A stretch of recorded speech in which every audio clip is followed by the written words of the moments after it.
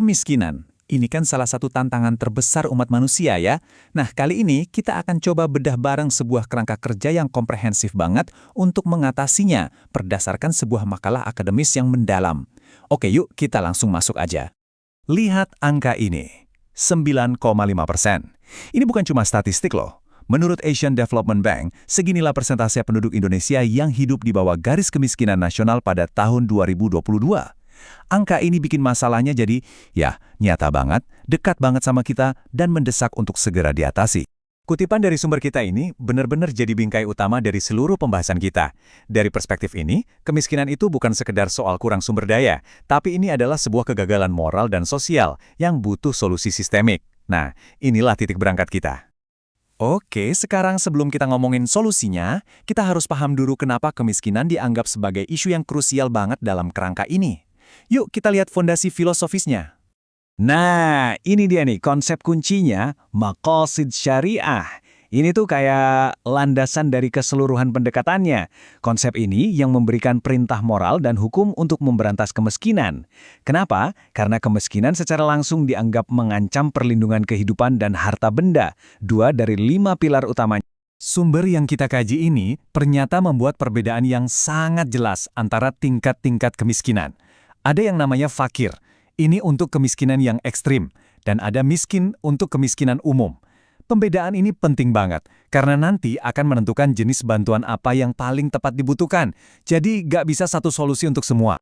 Dan ini juga penting untuk kita pahami. Kemiskinan itu ternyata dilihat punya 2 sisi. Ada masalah eksternal, yaitu kekurangan materi, tapi ada juga kondisi dari dalam, yang disebut kemiskinan jiwa, seperti keserakahan. Keduanya dianggap saling berkaitan dan bisa memperburuk satu sama lain. Setelah kita paham filosofinya, sekarang kita geser nih. Kita akan lihat gimana sumber ini mendiagnosis akar penyebab dari kemiskinan itu sendiri. Di sini kita bisa lihat ada pandangan yang seimbang. Kemiskinan itu diakui bisa berakar dari faktor individu, kayak kemalasan. Tapi yang lebih ditekankan adalah faktor sistemiknya.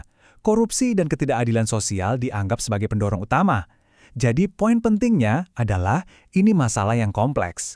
Slide ini merincinya lebih dalam lagi. Kita bisa lihat ada ketidakadilan distribusi, ada korupsi yang menyelewengkan dana publik, sistem ekonomi berbasis riba, sampai ke peran negara dan institusi zakat yang lemah.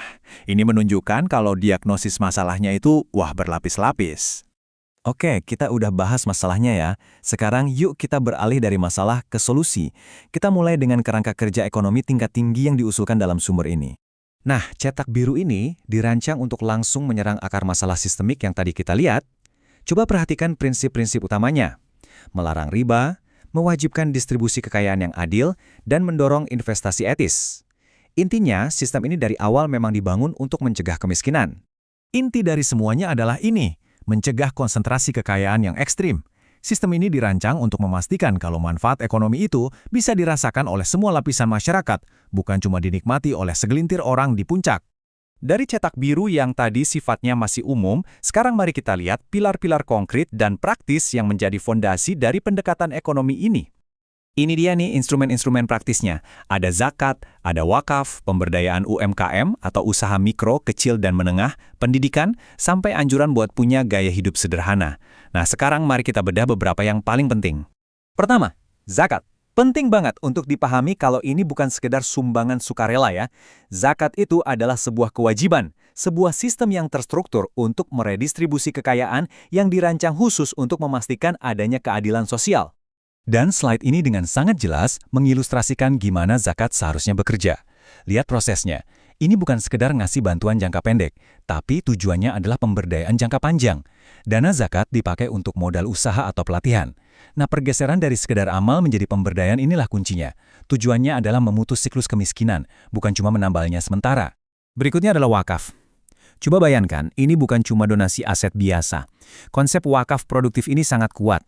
Aset seperti tanah atau dana itu tidak diam begitu saja, tapi dikelola untuk menghasilkan pendapatan yang berkelanjutan. Pendapatan inilah yang kemudian tanpa henti membiayai proyek-proyek sosial.